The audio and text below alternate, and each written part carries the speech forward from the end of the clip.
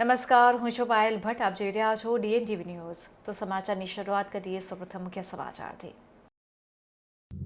નવાપુરા મહેબૂબપુરા વિસ્તારમાં ખોદકામ દરમિયાન વન ફૂટેલો બોમ્બ મળી આવતા વિસ્તારમાં મચી ચકચાર.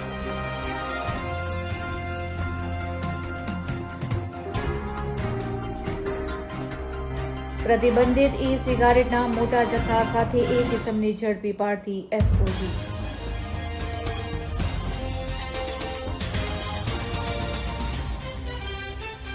વરણામા ગામ પાસે ટ્રક ડિવાઈડર સાથે ધડાકાભેર અથડાતા કેબિનનો કચ્છળ ખાણ. ડ્રાઈવર ફસાતા તેનું કરવામાં આવ્યું રેસ્ક્યુ. હવે જોઈએ સમાચાર વિગતવાર. વડોદરા શહેરના નવાપુરા મહેબૂબપુરા વિસ્તારમાંથી ખોદકામ દરમિયાન એક બોમ્બ જેવો પદાર્થ મળી આવતા થોડા સમય માટે દોડધામ મચી ગઈ હતી. પોલીસ તપાસમાં પોલીસનો જ હેન્ડ ગ્રેડ નીકળતા હાશકારો અનુભવવામાં આવ્યો છે. વિસ્તારમાં આવેલા ધાર્મિક સ્થાનના ખોદકામ દરમિયાન ગ્રેનેડ મળી આવ્યો હોવાનો પોલીસનો દાવો છે. ત્યારે સ્થાનિક અગ્રણી દ્વારા આ ગ્રેનેડ કોઈ મૂકી ગયા હોવાના પણ આક્ષેપ કરવામાં આવ્યા છે. આ ગ્રેનેડ 40 વર્ષ કરતાં જૂનો છે, જેથી કોઈ જોખમ ન હોવાનું પોલીસે જણાવ્યું છે.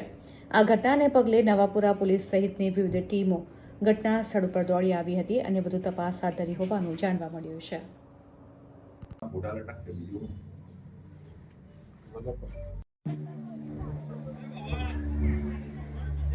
साबा रख ले।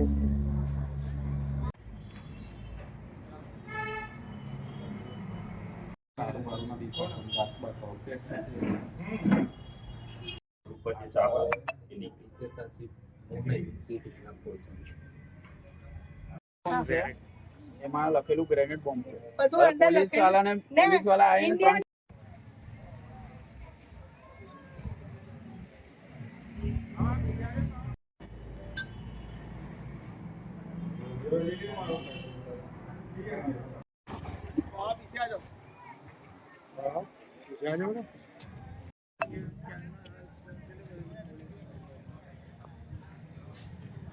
પથ્થર હતો મળ્યું તો કોણ? આ મજૂરોને? હા, મજૂરને. આ મંદિર અમે આ મિસફાયર કહેવાય? કહી શકાય. 8:30 એટલે મજૂર આયા ને તરત જેવું કે હા, મજૂર આયા એટલે ચા પાણી કરીને આ ખોદા ને એટલે એમને આ વસ્તુ છે એટલે તરત જ મારા દિયર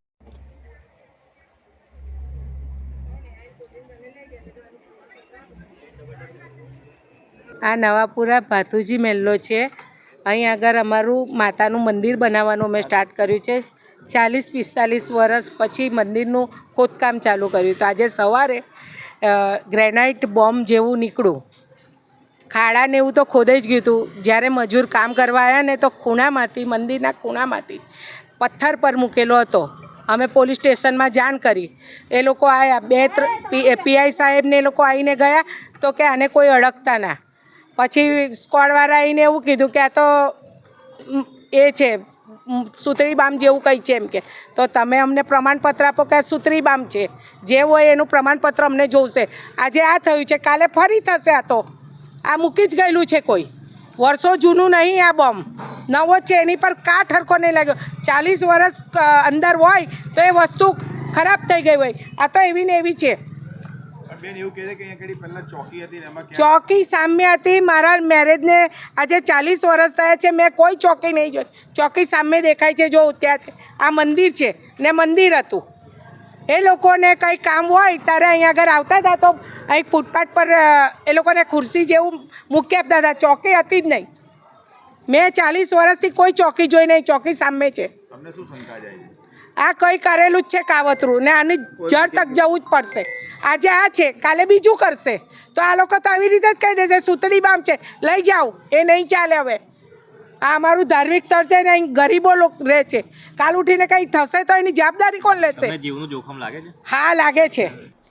વડોદરા શહેરના બાપોદ વિસ્તારમાં પ્રતિબંધિત સિગારેટના મોટા જથ્થા સાથે એક ઇસમને SOGએ ઝડપી પાડ્યો છે.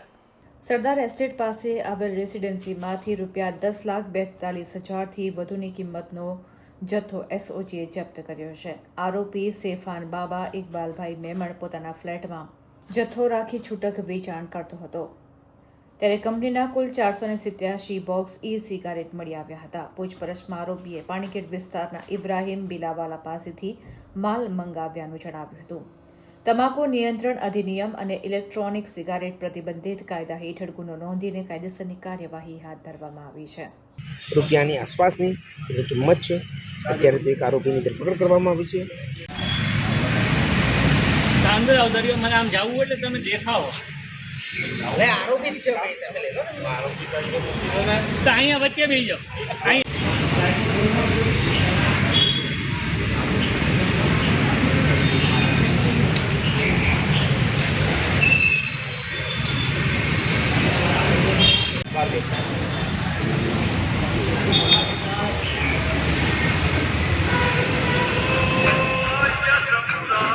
પહોંચી એના દ્રશ્યો અમે તમને બતાવી રહ્યા છીએ. આ જે આરોપી છે તેને હાલ પકડી પાડવામાં આવે છે, પણ જે નથી પકડાયો આરોપી તેને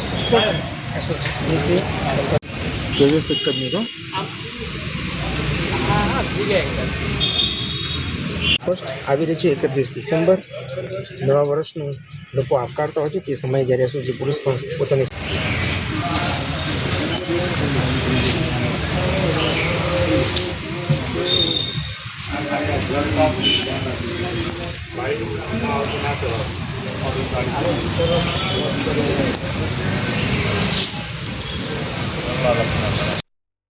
વડોદરા શહેર પોલીસ કમિશનર શ્રી નરસિંહ કુંવર સાહેબ તેમજ additional police commissioner Shri Meena Patil સાહેબના સીધા માર્ગદર્શનના સૂચનો મુજબ ખાસ પ્રતિબંધિત ઈ સિગારેટ અનુસંધાને ડ્રાઈવનું આયોજન વડોદરા શહેર પોલીસે કરીએ છીએ. જુદા જુદા પોલીસ સ્ટેશનમાં જુદા જુદા પ્રકારનો જથ્થો હાલ પકડાયેલ છે. ખાસ ગઈકાલ 15 ડિસેમ્બર 2025ના સાંજના સમયે વડોદરા શહેર એસઓજી પોલીસ પેટ્રોલિંગમાં હતી. એ દરમિયાન એક ચોક્કસ બાતમી મળેલી કે સેફાન બાબા ઇકબાલભાઈ મેમણ કે જે મેમણ કોલોની આજવા રોડ રહે છે અને એના ઘરની અંદર ઈ સિગારેટનો ખૂબ મોટા પ્રમાણમાં જથ્થો રાખી અને ગેરકાયદેસર પ્રતિબંધિત જથ્થાનું વેચાણ કરી રહ્યો છે.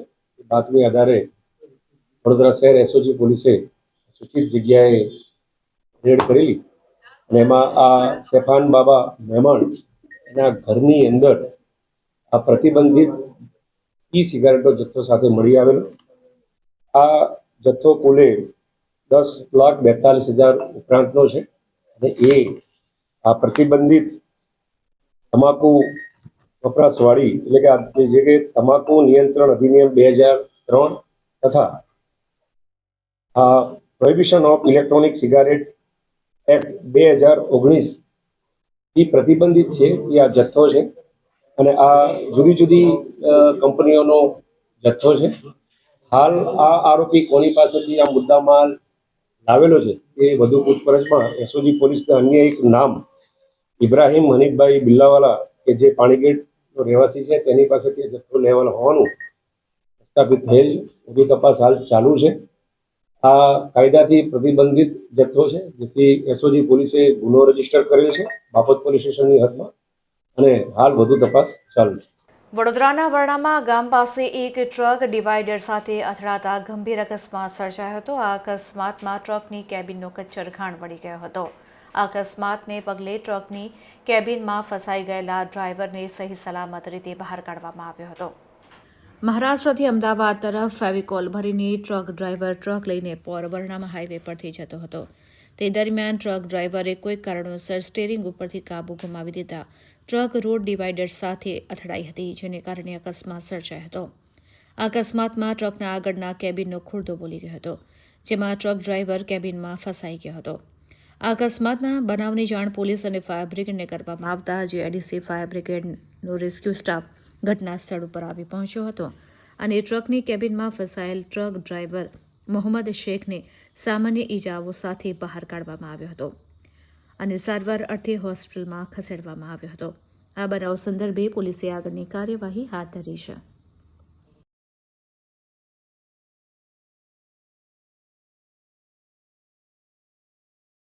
બરોડા બાર એસોસિએશનને ચૂંટણીને લઈને હવે ગણતરીના દિવસો બાકી રહ્યા છે, ત્યારે કોર્ટ પરિસરમાં ચૂંટણીને લગતી તડામાર તૈયારીઓ શરૂ કરી દેવામાં આવી છે. ગુજરાત રાજ્યની બાર એસોસિએશનની ચૂંટણી આગામી તારીખ 19 ડિસેમ્બરના રોજ યોજાનાર છે, જે પૈકીની બરોડા બાર એસોસિએશનની ચૂંટણી પણ યોજાનાર છે. આ બાર એસોસિએશનની ચૂંટણીમાં પ્રમુખ પદ સહિતની 8 જેટલા પદ માટે કુલ 37 જેટલા ઉમેદવારોએ ઉમેદવારી નોંધાવી છે, જેમાં અંદાજિત 4,515 જેટલા મતદારો મતદાન કરશે. બાર એસોસિએશનની ચૂંટણીના જ દિવસો બાકી છે, ત્યારે પ્રમુખ પદ માટે ઉમેદવારી કરનાર એવા ઉમેદવાર વકીલ નલિન પટેલે પોતાની જીત નિશ્ચિત કરવા માટે કોર્ટ સંકુલમાં વકીલોનો સંપર્ક સાધીને પોતાને મતદાન કરવા માટે સંપર્ક કર્યો હતો અને વકીલોને ગળે પણ મળ્યા હતા. આ વખતની બાર એસોસિએશનના પ્રમુખ પદની ચૂંટણીમાં કાટેકી ટક્કર જોવા મળશે અને જેને લઈને ઉમેદવારો ચૂંટણીમાં જીત હાંસલ કરવા માટે એડી ચોટીનું જોર અજમાવી રહ્યા છે. જ્યારે પ્રમુખ પદના ઉમેદવાર એડવોકેટ નલિન પટેલ દ્વારા આગામી યોજાનારી બાર એસોસિએશનની ચૂંટણી પારદર્શક હોવી જોઈએ તેવી માંગ કરી હતી. હવે જોવું એવું રહ્યું કે બાર એસોસિએશનની ચૂંટણીમાં પ્રમુખ પદ માટે કોનું પલ્લું ભારે રહેશે. એ ચૂંટણી મતદાન દરમિયાન વકીલ મતદારોના મિજાજ પરથી જોવા મળશે.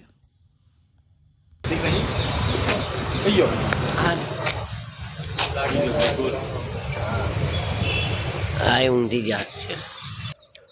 જો બરોડા બાર એસોસિએશનનું ઇલેક્શન આ 19 ડિસેમ્બરના રોજ છે, એમાં નિર્ણાયક મત ખૂબ જ સારા એવા જુનિયર વકીલોના છે અને જુનિયર વકીલ મિત્રો જે પોતાની ખ્વાહિશ લઈને કોર્ટમાં પ્રવેશે છે, પોતાની તરક્કી કરવા માટે આવે છે, પોતાનું કંઈક સ્ટેટસ વધે અને પોતે સારો હોશિયાર વકીલ બને એવી તમન્ના લઈને આવે છે.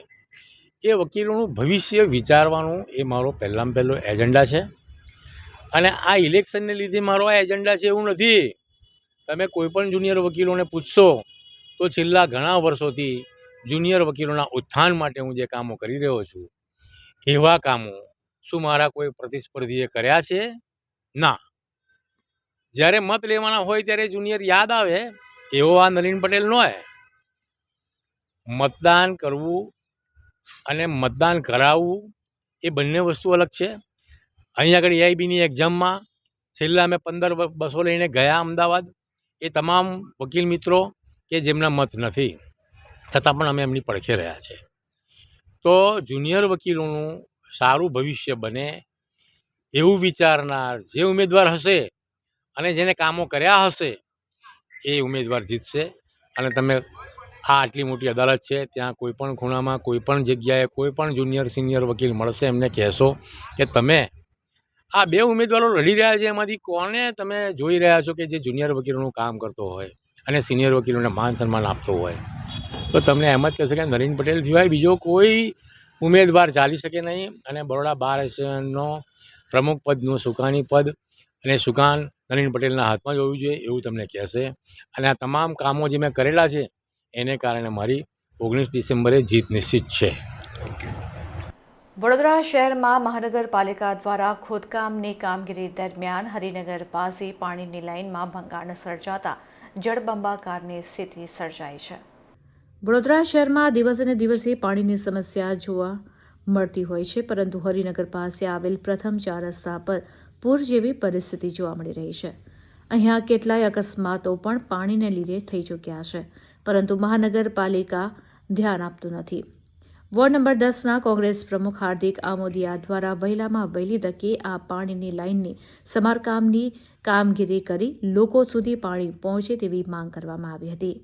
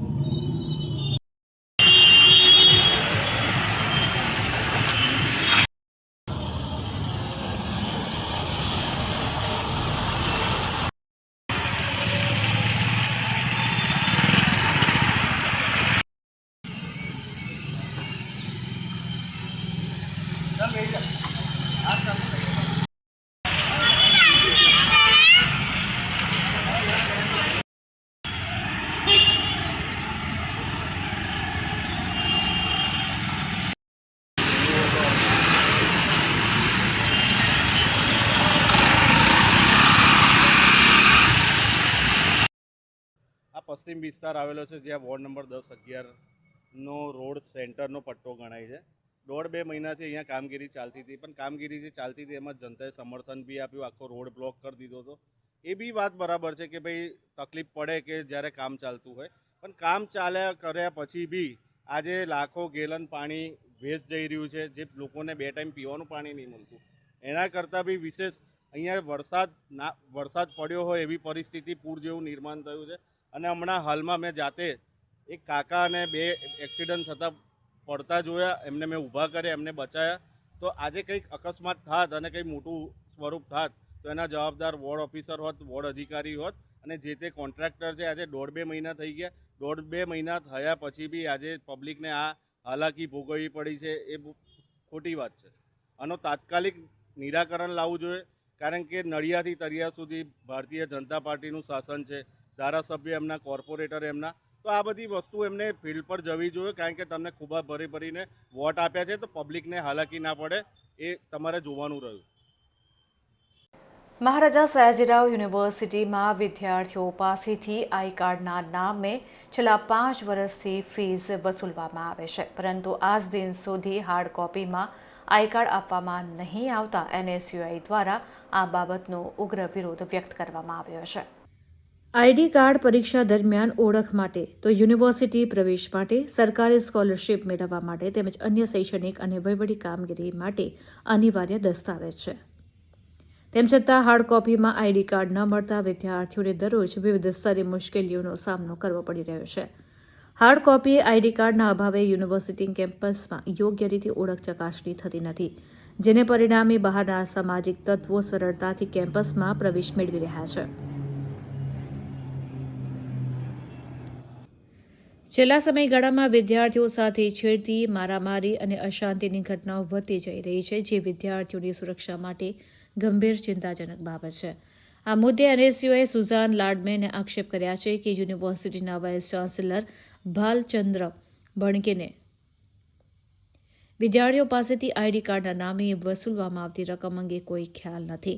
NSUએ સ્પષ્ટ માંગ કરી છે કે તમામ વિદ્યાર્થીઓને તાત્કાલિક હાર્ડ કોપીમાં આઈડી કાર્ડ આપવામાં આવે. આ અંગે 5 દિવસનો સમય આપવામાં આવ્યો છે. જો 5 દિવસની અંદર આ સમસ્યાનું કોઈ નિરાકરણ નહીં આવે તો NSUI દ્વારા વાઇસ ચાન્સેલર ઓફિસની તાળાબંધી સહિત ઉગ્ર આંદોલન કરવામાં આવશે, અને જેના માટે સંપૂર્ણ જવાબદારી યુનિવર્સિટી પ્રશાસનની રહેશે તેમ જણાવ્યું હતું.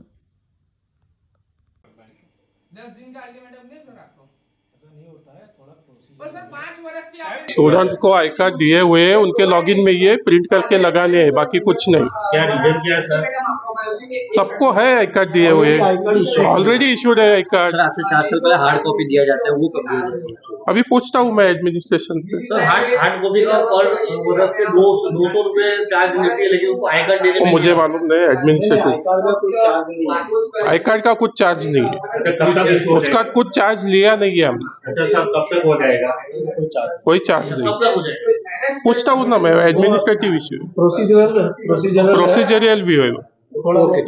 છેલ્લા 5 વર્ષથી વિશ્વવિખ્યાત કહેલાતી MS યુનિવર્સિટીએ વિદ્યાર્થીઓને આઈડી કાર્ડ જેવી વસ્તુ જ નથી આપી. આઈડી કાર્ડ વિદ્યાર્થીઓ માટે એટલું મહત્વપૂર્ણ છે કે જ્યારે ગવર્મેન્ટ સંસ્થાની સ્કોલરશીપ હોય કે યુનિવર્સિટી દ્વારા અપાતી કોઈ ફેસિલિટી હોય, એ વિદ્યાર્થીઓને એમાં આઈડી કાર્ડ મહત્વપૂર્ણ ગણાય છે.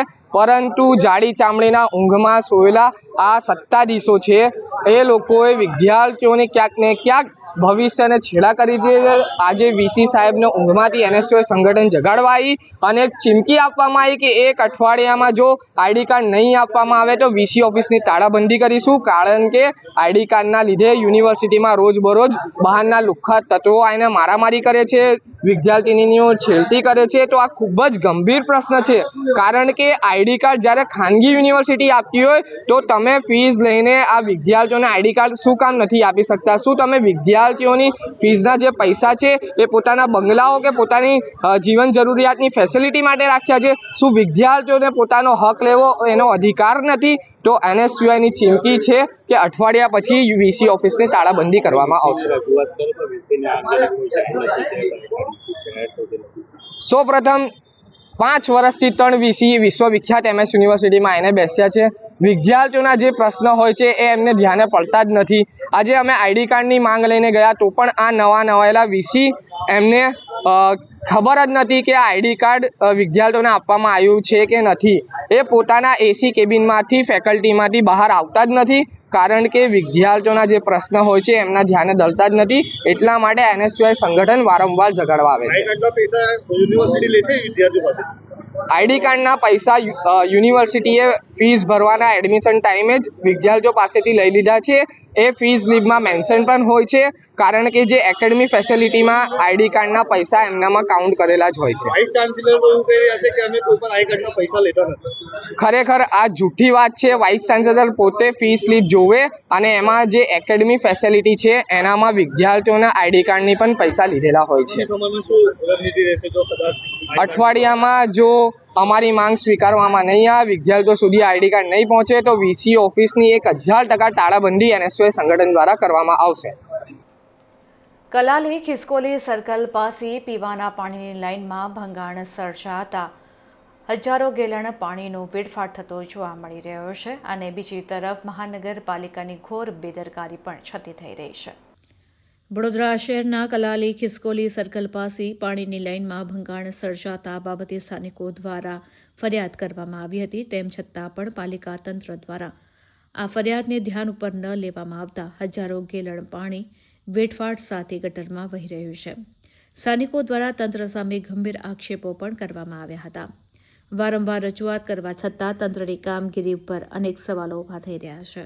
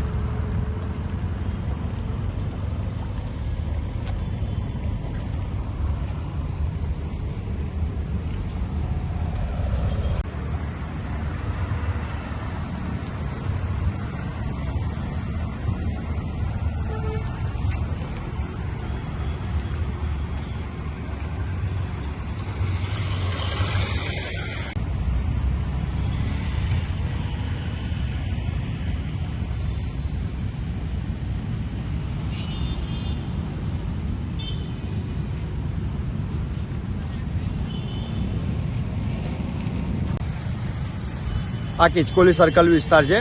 આમાં એ બાજુ 2 જગ્યાએ પાણી લીકેજનો પ્રોબ્લેમ છે અને તંત્રને અમે 1-2 વાર કીધું હતું અને કામગીરી બી કરે છે, પણ આગળની સાઈડે અમે 2 દિવસથી એ લોકોને કહીએ છીએ કે ભાઈ આ જગ્યા પર આ પાણીનું વેસ્ટ જાય છે, એ લોકો ધ્યાન આપતું નહીં.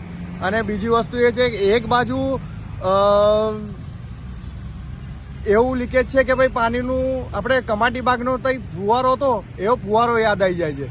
હવે એ ફુવારો જેવું એક બાજુ પાણી પડે છે અને બીજી સાઈડે નદીના પેલું વેન જેવું પાણી જાય છે. અને આ તંત્ર કામ વહેલી તકે કરે એ અમારી માંગણી છે. તારીખ 19 ડિસેમ્બરના રોજ યોજાનારી બરોડા બાર એસોસિએશનની ચૂંટણીને લઈને કોર્ટ સંકુલમાં તડામાર તૈયારીઓ શરૂ કરી દેવામાં આવી છે. બરોડા બાર એસોસિએશનની ચૂંટણીમાં એસોસિએશનના સભ્યોમાં આ વખતે ભારે ઉત્સાહ અને જાગૃતિ જોવા મળી રહી છે. ફોર્મ ભરવાના છેલ્લા દિવસ સુધીમાં કુલ 37 ઉમેદવારોએ પોતાના ફોર્મ સંપૂર્ણપણે ભરીને ચૂંટણી લડવાની તૈયારી દર્શાવી છે. ઉમેદવારોનો આ મોટો આંકડો સ્પષ્ટપણે સૂચવે છે કે એસોસિએશનના સભ્યો તેના વહીવટમાં સક્રિયપણે ભાગ લેવા ઉત્સુક છે. દરેક ઉમેદવાર એસોસિએશનના હિતોનું રક્ષણ કરવા અને સભ્યોના પ્રશ્નોનું નિરાકરણ લાવવાના ઉદ્દેશ સાથે મેદાનમાં ઉતર્યા છે. ચૂંટણીની તારીખ નજીક આવતા કોર્ટ સંકુલમાં વહીવટી સ્તરે તડામાર તૈયારીઓ શરૂ થઈ ગઈ છે. આ ચૂંટણી નવા એડવોકેટ હાઉસમાં યોજાશે. સાથે જ શાંતિપૂર્ણ અને વ્યવસ્થિત મતદાન પ્રક્રિયા સુનિશ્ચિત કરવા માટે ચૂંટણી સમિતિ દ્વારા તમામ જરૂરી પગલાં લેવામાં આવી રહ્યા છે. આ તૈયારીઓના ભાગરૂપે ફરાઝખાના દ્વારા કોર્ટ સંકુલના પરિસરમાં ચૂંટણી તંબુઓ બાંધવાનું કામ પણ શરૂ કરી દેવામાં આવ્યું છે. સાથે જ નવા એડવોકેટ હાઉસ ખાતે રૂમની અંદર પણ તૈયારીઓ શરૂ થઈ ગઈ છે. ટેબલ પણ ગોઠવી દેવામાં આવ્યા છે. સાથે જ આ તંબુઓ મતદારો અને ઉમેદવારો માટે ચૂંટણીના દિવસે રાહત અને વ્યવસ્થા પૂરી પાડશે. આનાથી સ્પષ્ટ થાય છે કે ચૂંટણી પંચ દ્વારા મતદાન માટેની તમામ માળખાકીય વ્યવસ્થાને અંતિમ ઓપ આપવામાં આવી રહ્યો છે.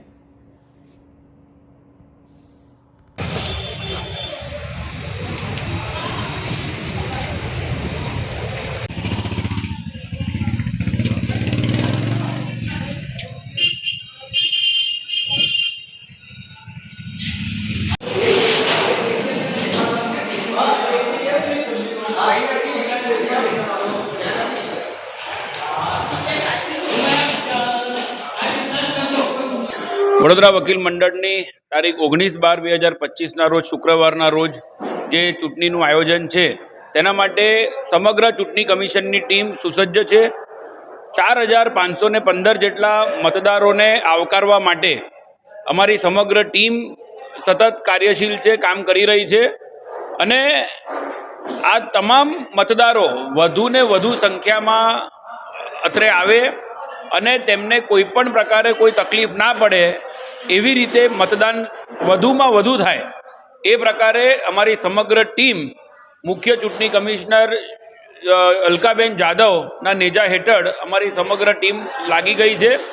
અમને ખાતરી છે કે જે પ્રકારનું અમે આયોજન કર્યું છે તેમાં ટેકનોલોજીની સાથે સાથે જ્યારે પણ કોઈ મતદાર આવશે, અહીંયા મતદાન કરશે તો ત્વરિત કેટલા વાગે મતદાન થયું, એમને કેટલા વાગે એમને મતદાન કર્યું થી લઈને તમામ વિગતો આધુનિક ટેકનોલોજીના ઉપયોગ સાથે સારામાં સારી રીતે મતદાન થશે.